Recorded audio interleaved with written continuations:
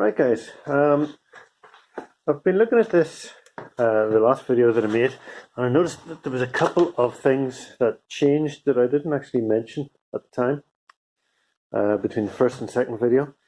And one of them was the chain ring here. I think in the first video I had the chain ring, the normal chain ring on the outside, and this H25 ring was on the inside, and I changed that for the main reason of I was trying to get the motor to be as central as possible, hanging underneath the frame, and because of the position of the sprocket on the motor, it made more sense to have this on the outside. Also, not just that, but also this chain ring was actually filing on the frame back here. So I figured if I put the smaller standard bike chain ring on the inside, it would make more sense. I'm also planning to, I have actually ordered a 30 tooth chain ring to go on the inside here. This one I think is 38 tooth, something like that. I actually bought that by mistake. I should have bought the smaller one. Because the way the gearing is working, we've got 13 tooth from the motor going up to 80, which is approximately 6 to 1. And then this is at the minute 38 tooth going back to the rear, which is this, the largest is 28 tooth. And that's actually making the gearing of the whole thing completely wrong for what we want. I want more torque on this bike rather than more speed.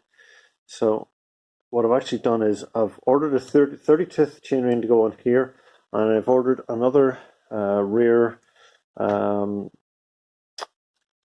what do you call it, cassette for the back with it's either 42 or 50 tooth, I can't remember now which it is. It'll probably be probably take a bit of work to get that to fit, but the bigger the sprocket on the back and the smaller on the front means more torque and more get it up the hills. It also means that the motor can spin at its natural speed better. So hopefully that will, all those things together will go towards this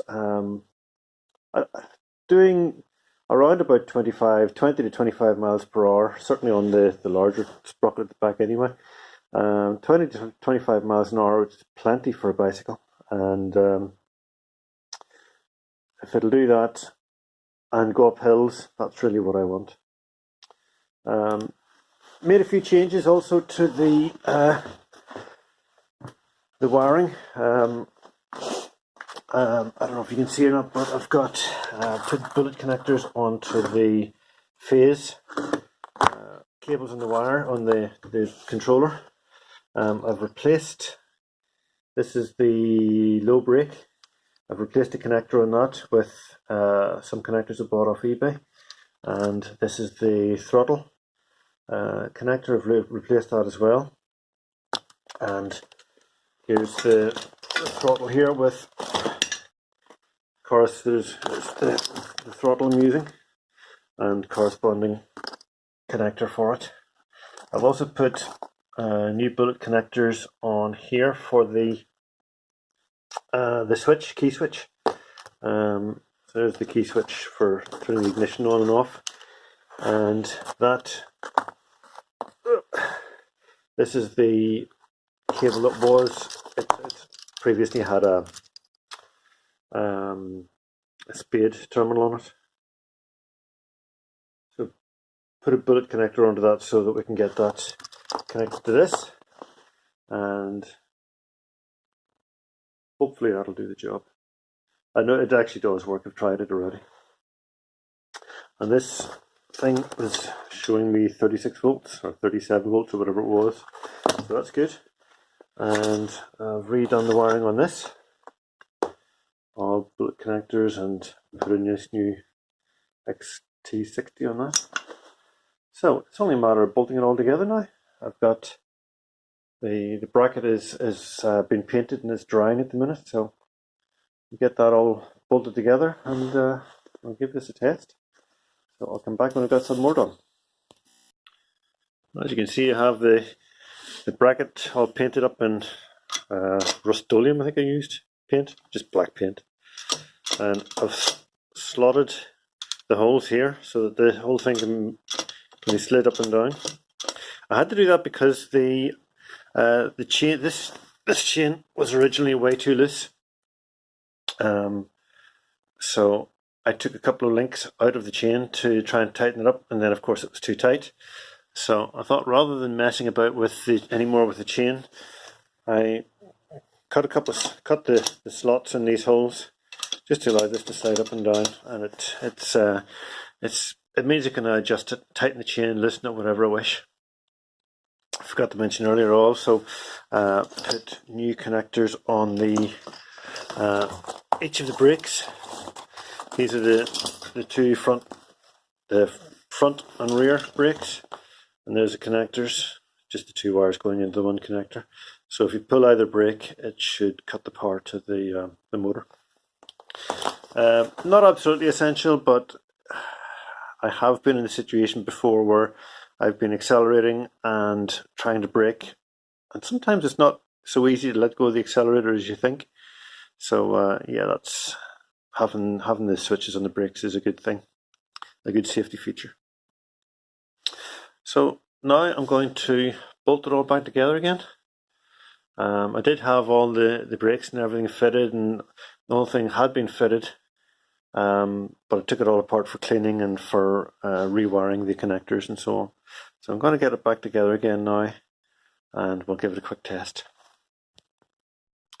One of the other things I didn't mention in the last video was the sprocket on the motor itself.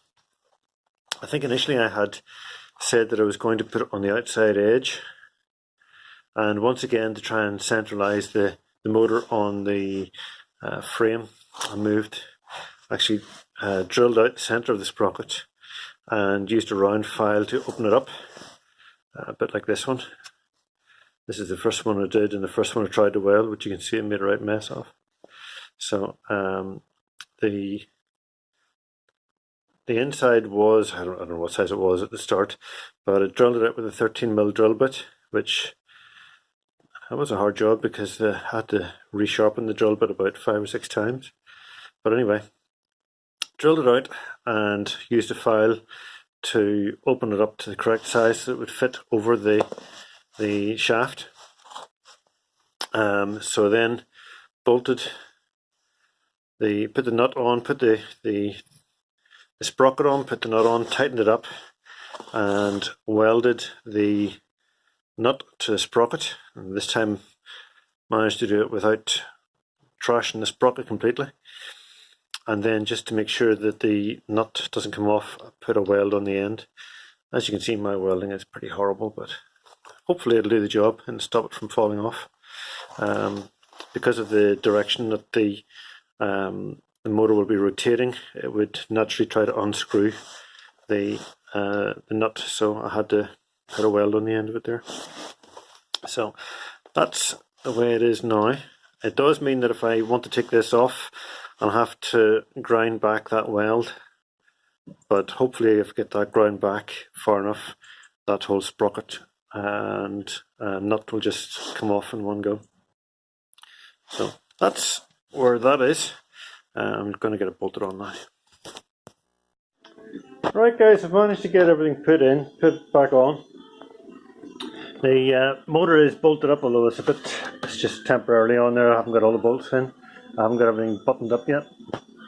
The rear brake is on, front brake is on. As you can see, the throttle is on with the key switch, is operational, and it's currently giving 38 volts. This is the old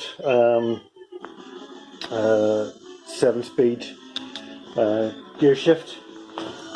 I've actually just cut off the brake handle. It had a brake handle on it as well, so I've cut that off so we can temporarily get this operational and get the brakes, 7-speed at the rear working properly.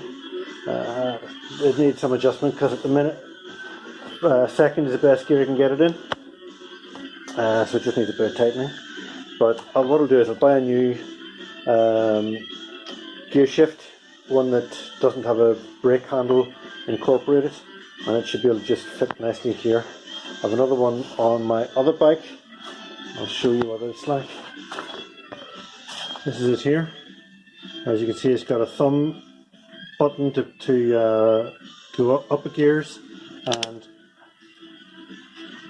this thumb operational thing up here for going down the gears.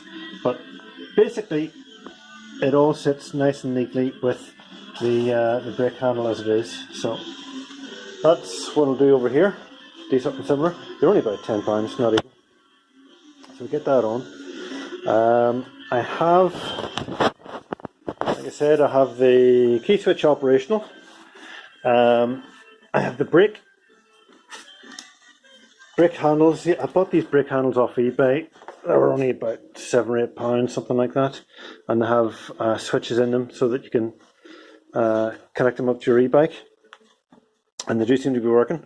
I have the two of them coming down together and wired into this plug here, which is going into this. It's the brake low connector was coming out of this. So basically all you have to do is, brake low connector had two wires. I just have to short those two out, and that causes the e-bike to turn off, or the controller to turn off. This is the throttle here, and these are the voltage connections. There's a voltage connection here, and the other one goes on to the controller somewhere. Can't remember where it is. But anyway, that's how that's all wired up.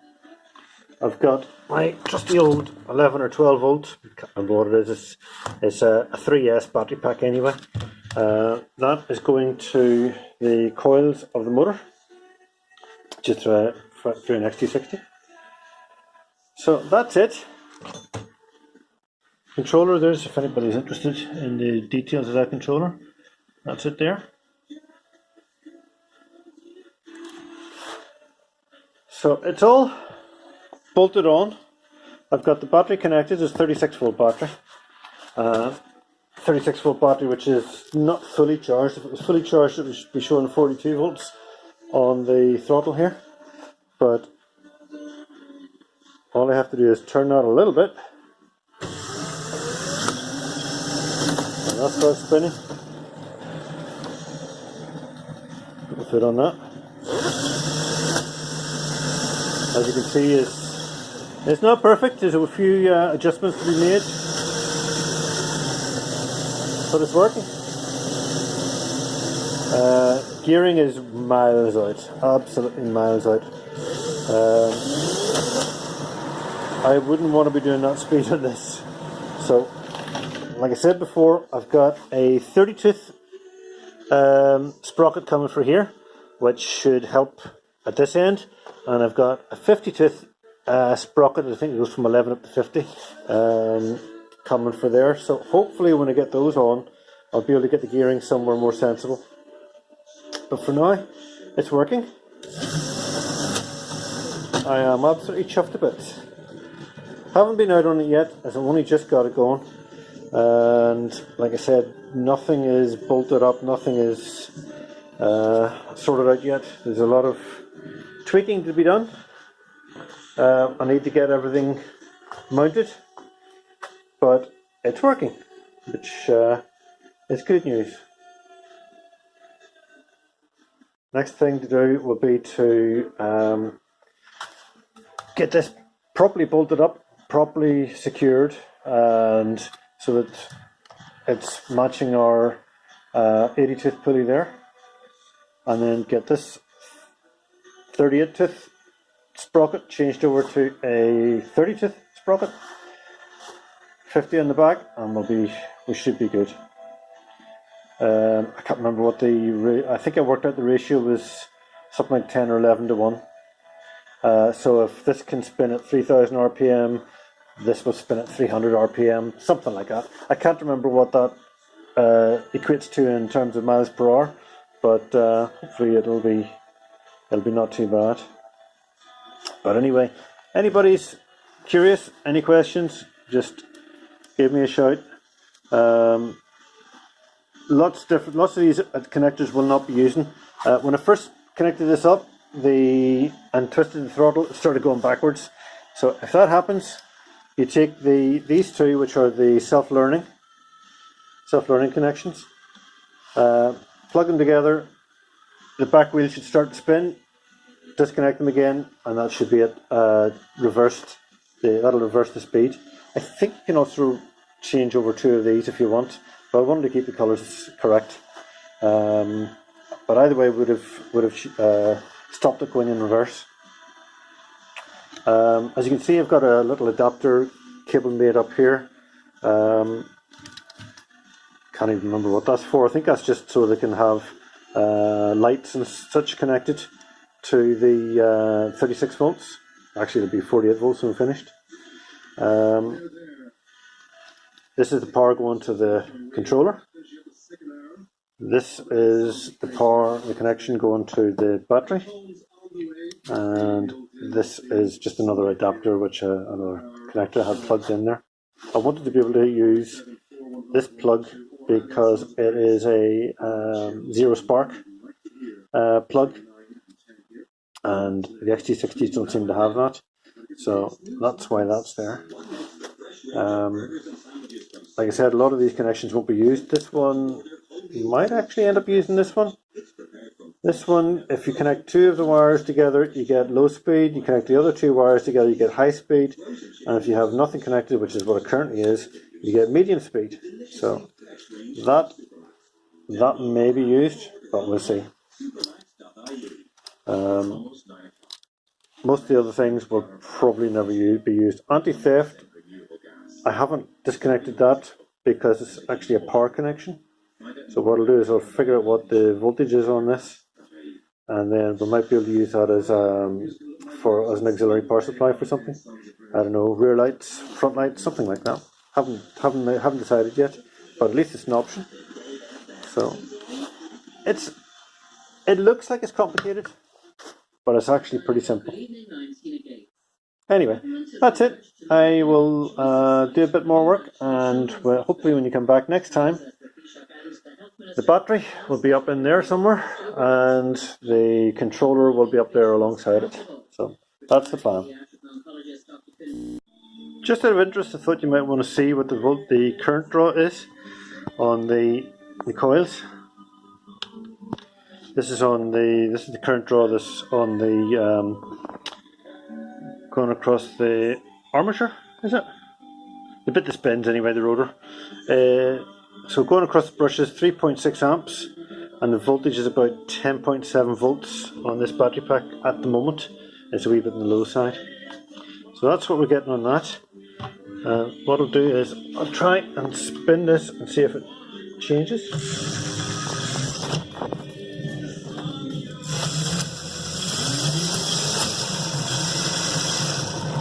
Doesn't seem to make any difference whether the motor is spinning or not. You're getting 3.6 amps on the armature. Now, let's check and see what we're getting on this. So currently we're getting very little, because at the moment it's not being operated. So let's see what we get whenever we spin it.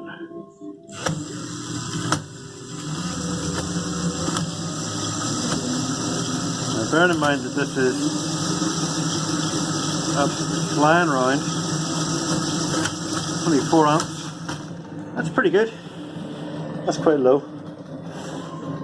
But having said that, we'll not really know what sort of current draw it's going to be until we get it on the bike properly and start riding up hills and stuff. I suspect we'll be seeing amps in excess of 30 to 40 amps at 36 volts. So we'll see when we get it on the bike. Anyway, that's good. It's good to know that it's not exactly killing the battery at that sort of a speed, and it's just offload. Anyway, just thought you might be interested in the current draw. Cheers for now.